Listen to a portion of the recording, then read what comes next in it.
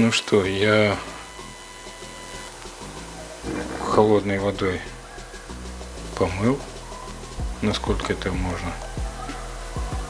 Но там еще осталось много.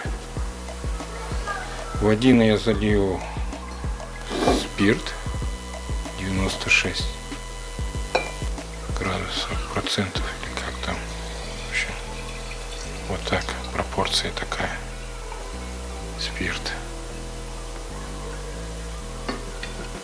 Как мне сказали, что 50 на 50 нужно, имеется в виду 50 шишки процентов и заливаешь это все. А вот это у меня самогон.